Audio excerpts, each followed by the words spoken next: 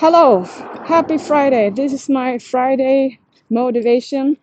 I just finished my social media promotion with my Biceps Blast in FD8 November. So thank you for everything you do to promote, recommend, refer. I really appreciate it. You are all investing in me to stay in business.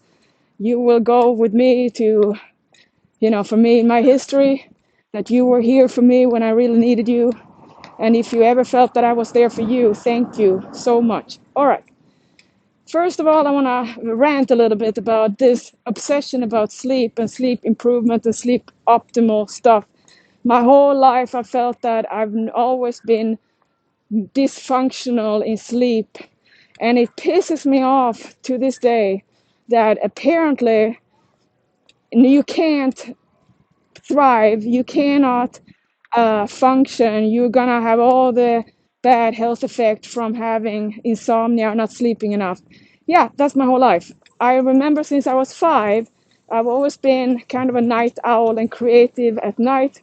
That then adds to the that it becomes the behavior, the pattern, that becomes the anxiety, the expectation. So that's the same thing you work with your problems with reconditioning behavior around food and training and all that.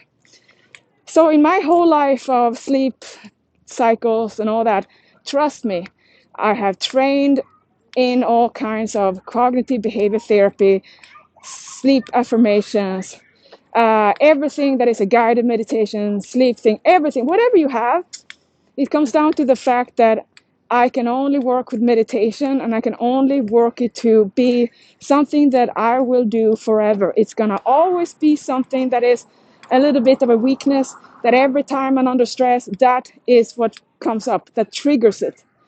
And I love what I do and I love working with people. So it's the pain for the passion, the price I pay for caring, for all my love, and that I keep on showing up for people. That is the demons I have in my mind, and you bet I'm gonna never again fight with me about it. So that's what I mean, that I'm not gonna be keeping on feeling like I can never even talk about that I don't sleep the way that people do. Like when I see people post, oh, I had a bad night's sleep, should I skip my workout? I said, I wouldn't have worked out my whole life if that was the rule. And no, it's not that I always sleep bad, but it goes in cycles, just like you have better and worse times. I do too. It all goes in waves, and I just know that I cannot make a fight about it. I cannot try to force myself to kind of sleep on time. Every time I try to make a system or rules, it doesn't work. I have to freely be there and just let myself be.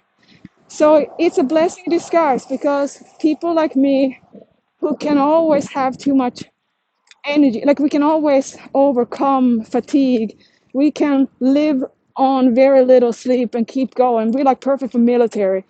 But that is also how it becomes exhausting.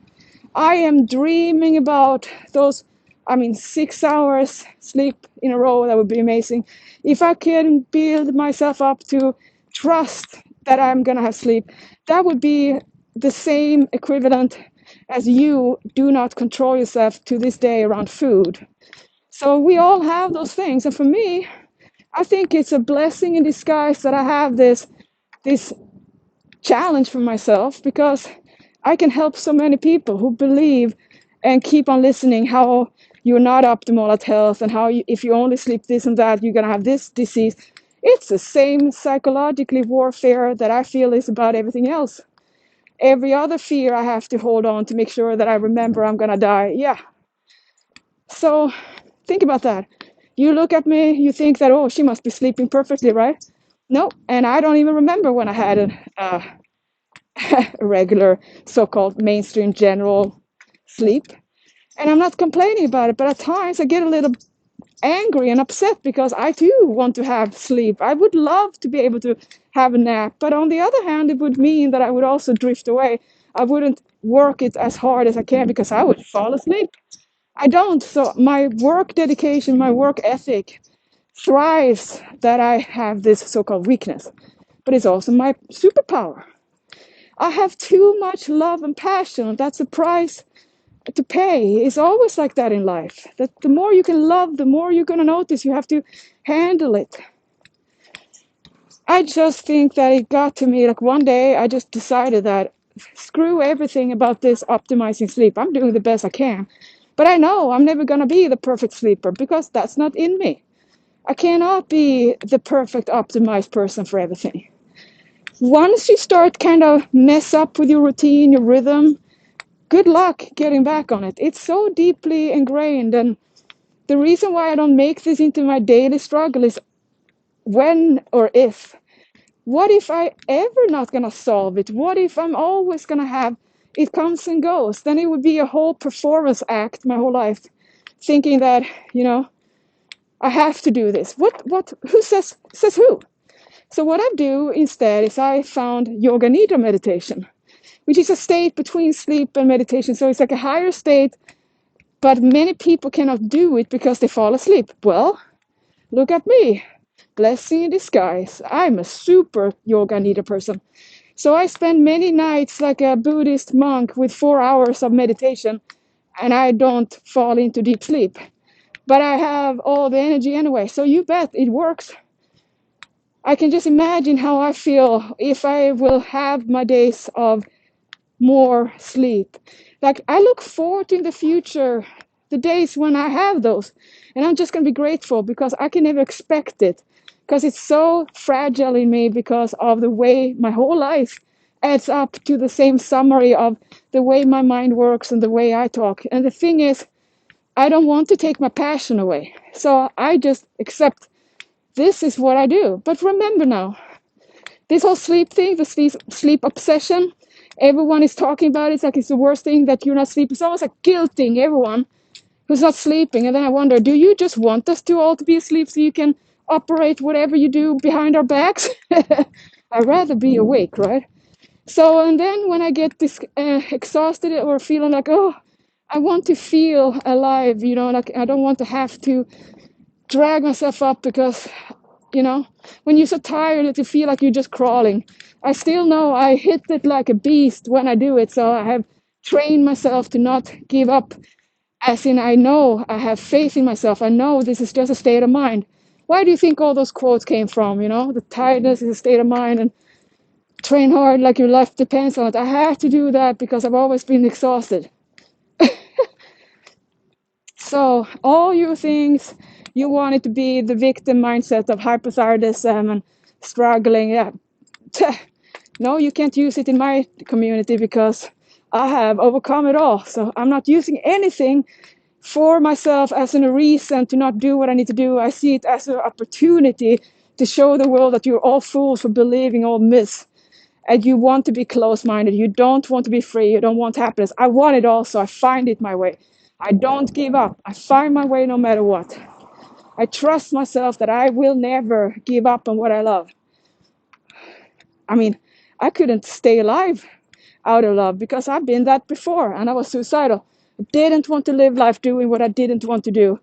I was not ready to do it. I had panic attacks at 19, 20 because I didn't understand how can we have a job and I don't want to do it and to pay rent.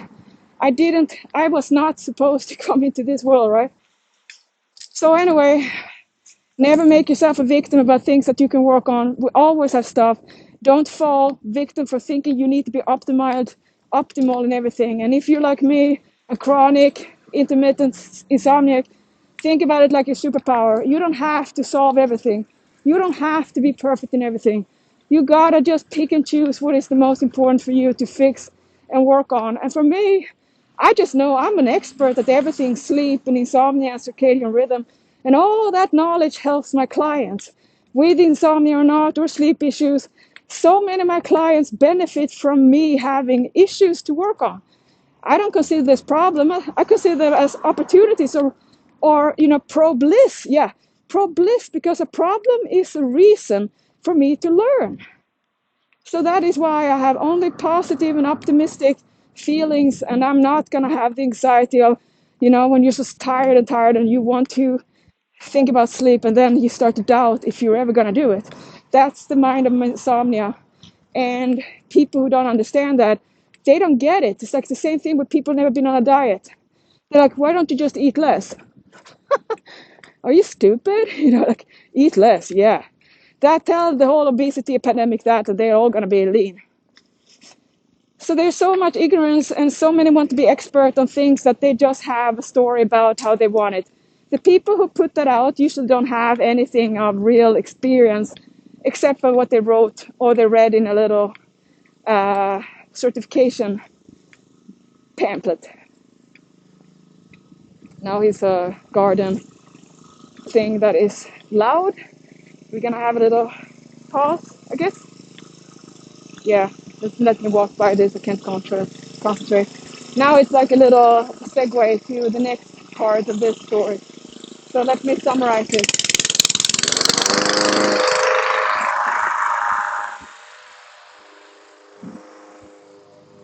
I refuse to be so-called a victim or patient that I have problems. No, I have challenges that make me wiser, that I learn from. Without them, I would be a basic average person without nothing. And I want to be strong. I don't want to have an easy life. I want a simple life that is based on love for what I do. So that's what I do. All right, so think about that. How many hours I get out of the day that I work anyway, because I can work harder than others because I run on very little sleep. So everyone, I know I'm gonna age prematurely. I'm gonna have heart disease. I'm gonna have all the things coming my way for sleep, and that is yes. What am I supposed to do about it? I can't force myself to sleep anyway because that doesn't work. It does. Can you hold the dog? Thank you. So